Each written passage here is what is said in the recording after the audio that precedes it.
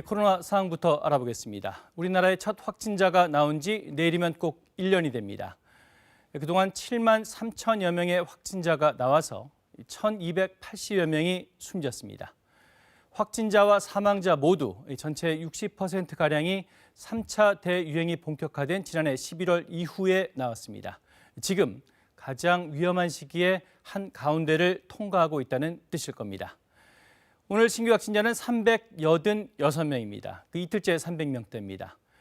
확진자 수가 완만하지만 감소세인 건 분명해 보입니다. 하지만 우려되는 부분도 여전합니다. 가족이나 지인 등 사적인 만남에서 감염이 되는 사례들이 늘고 있다는 점입니다. 이런 사례가 전체 감염의 40% 이상을 차지하고 있습니다. 또 하나, 전파력이 강한 이 변이 바이러스의 위험이 커지는 것도 걱정입니다. 이효연 기자가 보도합니다. 200명 가까운 확진자가 나온 서울의 한 요양병원입니다. 집단 감염의 대표적 시설이 요양병원인데 최근엔 확진자가 줄었습니다. 1월 2주 차에는 요양병원 등의 확진자가 570여 명이었지만 3주 차에는 340여 명으로 40% 넘게 감소했습니다. 반면 같은 기간 개인 간 만남 등으로 인한 확진자 접촉 감염은 43%로 크게 증가했습니다. 가족이나 지인, 직장 동료 등을 통해 전파되고 있는 것입니다. 이렇게 일상 속에서 감염이 늘어나면 언제라도 다시 확진자 수는 치솟을 수 있습니다. 이처럼 개인 간 접촉으로 인한 확진자가 늘면서 서울시에선 가족 중에 한 명은 선제 검사를 받을 것을 권하고 있습니다.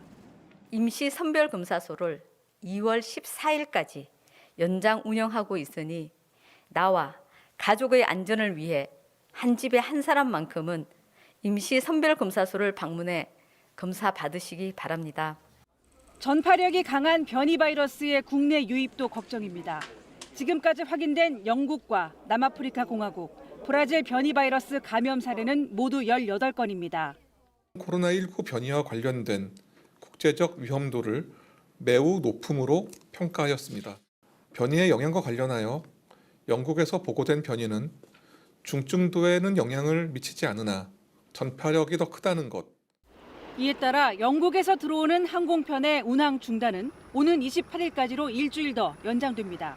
또 브라질에서 입국하는 모든 내 외국인의 PCR 음성 확인서 제출이 25일부터 의무화되고 입국 뒤엔 임시 생활시설에 머물며 진단검사를 추가로 받아야 합니다. 음성 확인서를 제출하지 않을 경우 외국인은 입국 금지, 내국인은 본인 부담으로 2주간 별도 시설에 격리 조치됩니다. KBS 뉴스 이효연입니다.